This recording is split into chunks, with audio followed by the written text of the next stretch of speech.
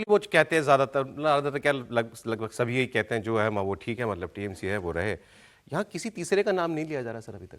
जो बातें चल रही थी ना, ओवैसी, हुमायूं कबीर, कोई ये हम और लोग पहले ही कांग्रेस, कह रहे कोई थे कि नाम नहीं ले रहा इलेक्शन किसी का। बाइपोलर इलेक्शन है, दो तरफा मुकाबला ममता वर्सेस भारतीय जनता पार्टी। और मैं इसको कहता हूँ कि भारतीय जनता पार्टी की यही बड़ी जीत है कि वहाँ पर वो पूरे इलेक्शन को उन्होंने ममता वर्सेस बीजेपी कर दिया और सब लोग वहाँ पर आउट हो गए। पहले भी ये बात हो रही थी कि ओवैसी साहब और हुमायूं कबीर साहब उतनी वो होता भी तो 2-4 सीट पर, उससे ज़्यादा कोई असर उनका नहीं हो सकता था।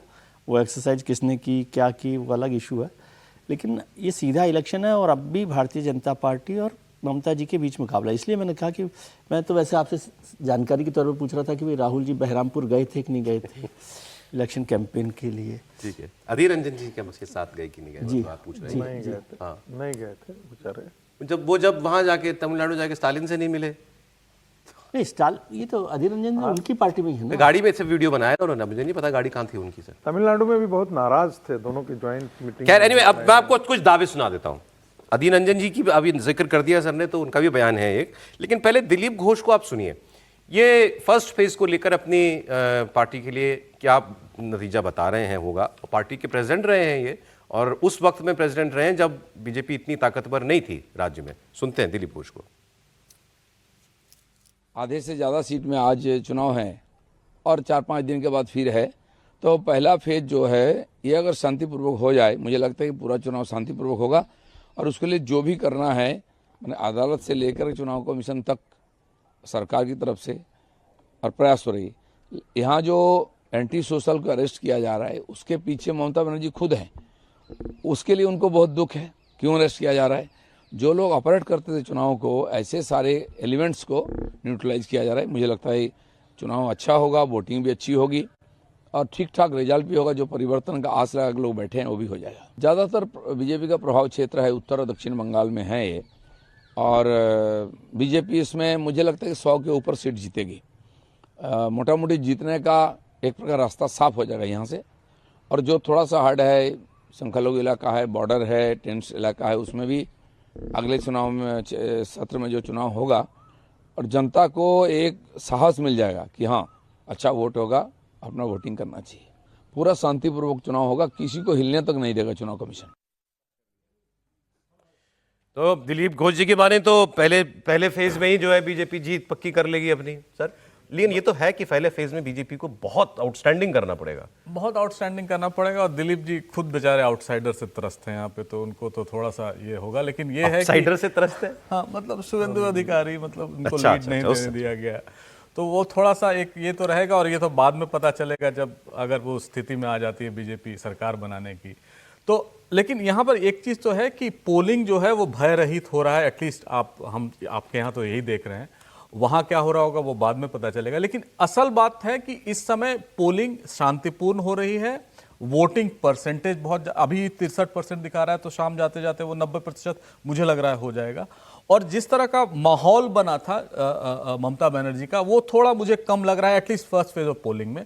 इसमें हो सकता है बीजेपी ज़्यादा सीटें लाएं, लेकिन अभी जो असली लड़ाई है, जो रियल कॉन्टेस्ट है, वो तो अब है। यहाँ तो पहले से भी बीजेपी का बेटर पोजीशन था इस पार्ट में।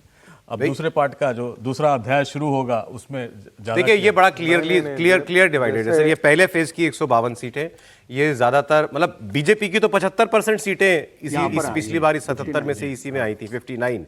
और बीजेपी को अगर ग्रो करना है, और ज्यादातर लोग कह रहे हैं करना चाहिए उसको, तो ये राउंड बीजेपी का राउंड होना चाहिए। और अगला राउंड जो है वो बीजेपी के लिए मुश्किल वाला राउंड है। वहां पर तो बहुत आगे, केवल 18 सीटें 142 सीटों में भारतीय जनता पार्टी को पिछली बार मिली थी। लेकिन फिर बीजेपी को छलांग भी तो बहुत लंबी लगानी है, 77 से 150 की छलांग लगानी है। आप सोचिए, जस्ट डबल करना है उसको, तो जस्ट डबल करना है तो दोनों जगह डबल करना पड़ेगा। तो यहाँ पहले फेज में कितना चले जाएंगे, कितना 59 से आप कहाँ दुगना करेंगे, मतलब 120 सीट लानी पड़ेगी उसको इतना पहले फेज में। तो तब जाके अगले राउंड में जो मुश्किल राउंड है वहां पर शायद कठिन सवालों के जवाब ना भी दे पाए तो कोई दिक्कत नहीं होगी सर। देखिए हम लोग बार बार 77 पर आकर के अटक जाते हैं और कहते हैं कि भारतीय जनता पार्टी को 77 से 148 का आंकड़ा जो है वो तय करना है, तो एक बड़ी लंबी छलांग है।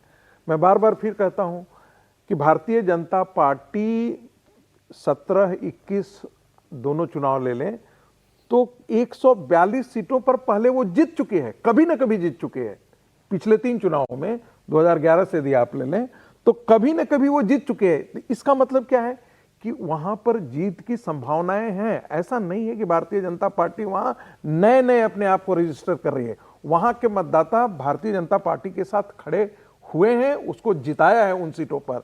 तो 142 यदि आंकड़ा पर वो मान लेते हैं कि वो सारे 142 भारतीय जनता पार्टी 2026 के चुनाव में निकाल ले जाती है, तो कोई दिक्कत नहीं मुझे लगता है कि उसमें भारतीय जनता पार्टी ठीक है के सर, लिए ठीक है सर, होने वाली है। एक छोटा कमेंट सर, ब्रेक का समय हो जाएगा त्रिपाठी जी। नहीं देखिए, जब ये वाली बात होती है ना तो मैं हमेशा फिर याद आने लगता है हमको त्रिपुरा, याद आने लगता है हरियाणा, याद आने लगता है महाराष्ट्र। ये मतलब भारतीय जनता पार्टी ने जो शिफ्ट किया है, अगर उसको हम एक लाइन में समझें, क्योंकि हम मतलब उसमें हम सब शामिल हैं कि हम ये बात करते हैं कि हिंदू तो वोट करेगा नहीं, हिंदू तो कुछ चला ही जाएगा, वो सिर्फ हिंदू वोटर की बात कर रहे हैं। नेशनल पार्टी को कैसे वोट होता है, अगर आप उसको समझें, और नेशनल मूड क्या है, इन दोनों को अगर समझें, तो नेशनल पार्टी के तौर पर सिर्फ एक पार्टी है जिसका नाम है भारतीय जनता पार्टी। इसीलिए हम लोगों से असेसमेंट पे कभी कभी गड़बड़ होती है। और फिर मैं कह रहा हूं, जब 2011 में ममता जी ने कम्युनिस्टों को पलटा था तो कहां किसको लगता था, या त्रिपुरा में जब पलटाया था तो क्या लगा था। इसीलिए थोड़ा कठिन हुआ, लेकिन भारतीय जनता पार्टी शायद उस थ्रेशोल्ड को क्रैश कर चुकी है।